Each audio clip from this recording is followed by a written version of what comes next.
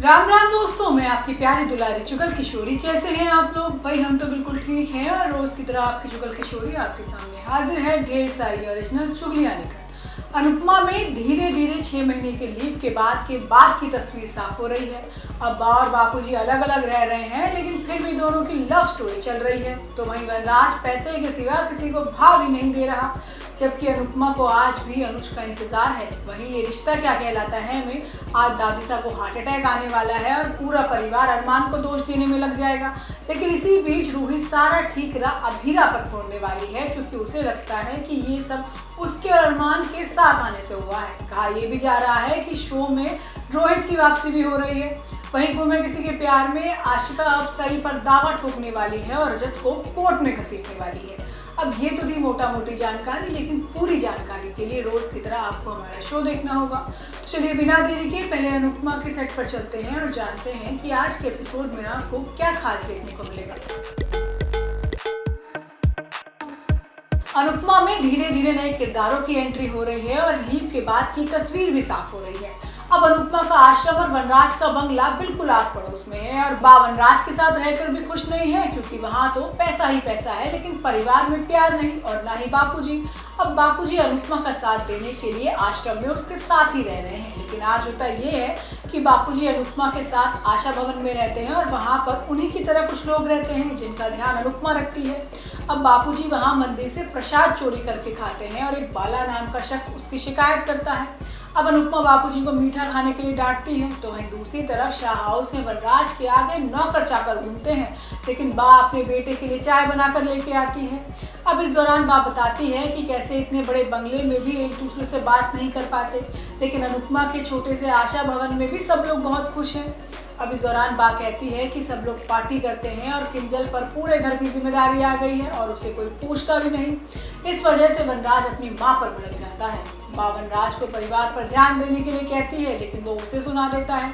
वो कहता है कि आपका मन नहीं लगता तो किटी पार्टी कीजिए या भजन कीर्तन में ध्यान लगाइए, मुझे माँ लक्ष्मी पर ध्यान लगाने दीजिए। और रही बात बापूजी की, तो वो अपनी मर्जी से आश्रम में रह रहे हैं, उनको आना होगा तो वो खुद आ जाएंगे। मतलब अब वनराज को अपने माता पिता से भी मतलब नहीं रहा।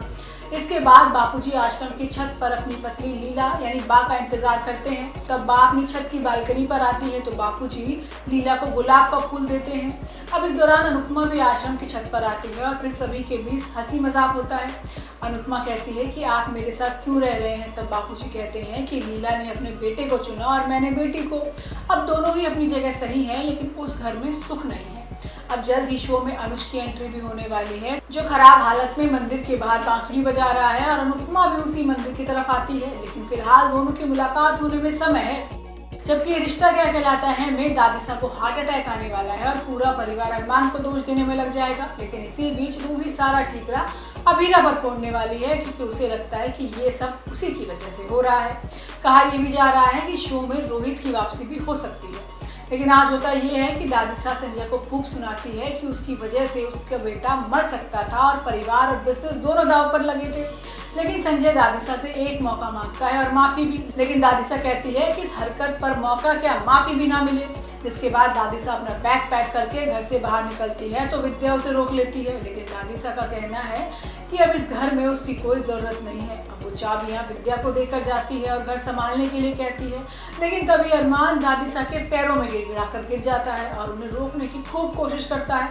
लेकिन कावेरी जाते जाते भी अभीरा को बद्दुआ दे देती है कि तुमने मेरा पूरा परिवार छीन लिया, अब तुम भी शादी के बाद कभी खुश नहीं रहोगे। आगे आप देखेंगे कि कुछ ही दूरी पर जाकर दादिसा को अकेलापन महसूस होता है और उन्हें लगता है कि उनके परिवार ने ही उनका साथ इस उम्र में छोड़ दिया।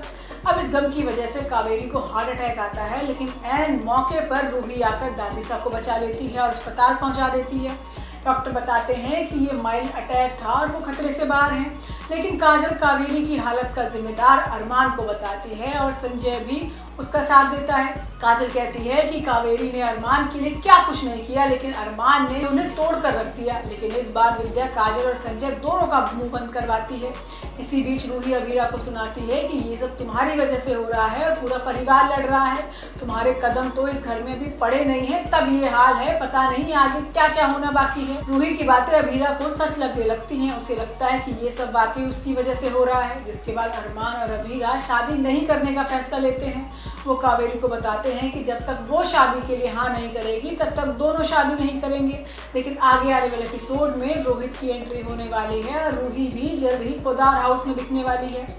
वहीं गुम है किसी के प्यार में आज इंटरव्यू में खूब बवाल हुआ है, लेकिन आगे जो होने वाला है वो और भी ज्यादा बुरा है। अब आशिका ने कोर्ट में केस कर दिया है कि उसकी बेटी सही उसे वापस चाहिए और इस काम में उसकी मदद भी सभी कर रही है। अब सभी को आशिका और रजत के पास्ट के बारे में कुछ नहीं पता कि दोनों का रिश्ता कैसे टूटा था।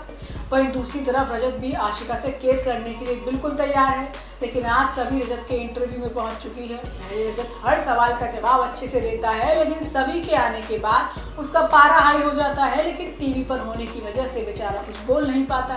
अब टीवी के सामने ही सभी रजत की पोल खोल देती है कि रजत को अपनी बेटी से कोई लेना देना नहीं है, क्योंकि वो तो खुद नशे में धुत रहता है और सही को डांटता है। अब रात को भी सही को गलत दवा दी गई थी और घर के सारे लोग सो रहे थे। अब बच्ची मेरे पास आई तो मैंने मदद की। वहीं दूसरी तरफ मिसेस ठक्कर ईशा से माफी मांगने घर पहुंच जाती है, लेकिन इंटरव्यू देखकर उल्टा सुना कर आ जाती है।